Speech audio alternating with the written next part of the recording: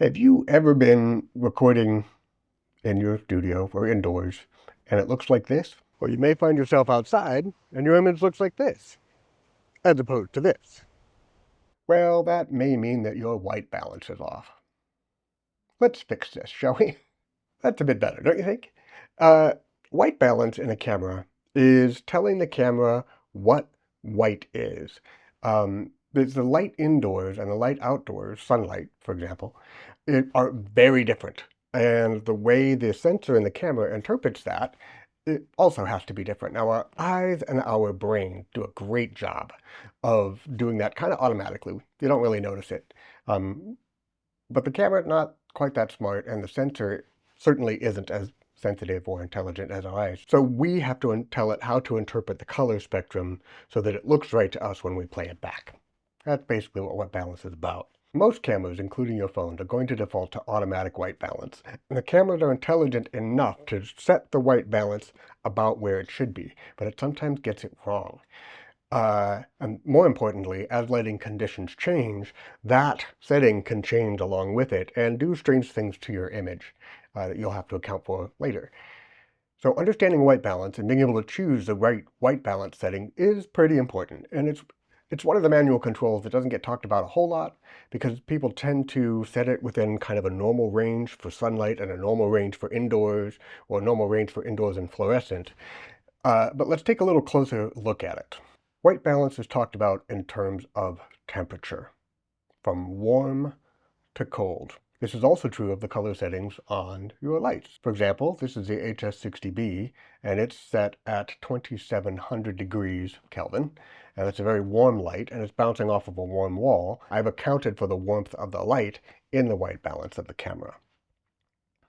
And I've done that to separate myself from that wall, which isn't too different from my skin tone, for better or worse.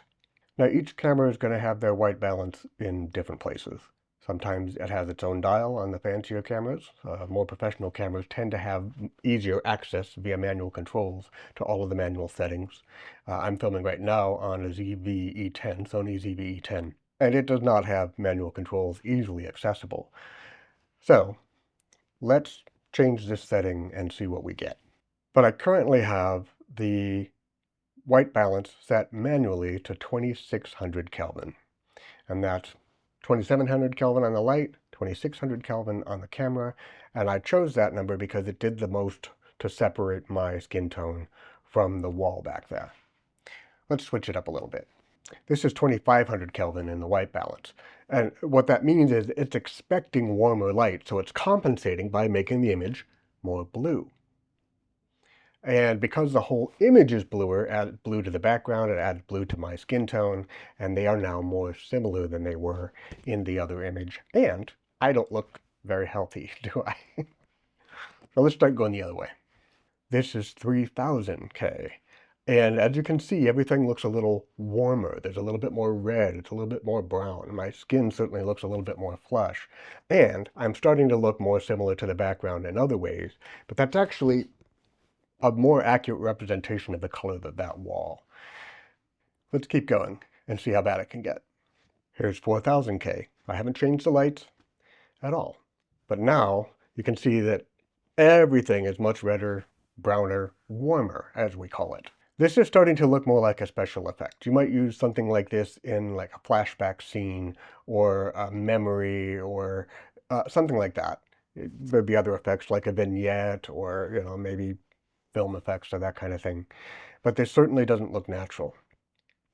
This is the kind of image you get when your camera is set for outdoor use and then you come inside and you forget to reset the camera.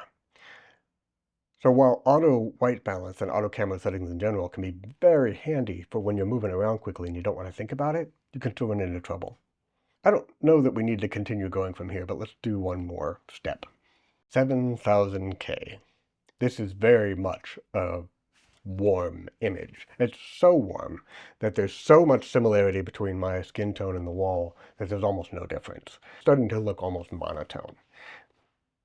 But I wonder if we can pull it back with color correction. And here we are back at 2700, which is the same setting as the light, which would be about your normal thing to do. If you have control of the color temperature of the light, set it to where you like it based on the conditions in your studio, and then set the white balance on the camera to match. Now, if the sun comes out and hits that window directly, which it might, it'll light up and it'll mess up my exposure, but it's not going to change the colors of the image. And that's the main thing that we're trying to avoid by taking manual control of the white balance of the camera. Thanks for coming along. We'll see you next time.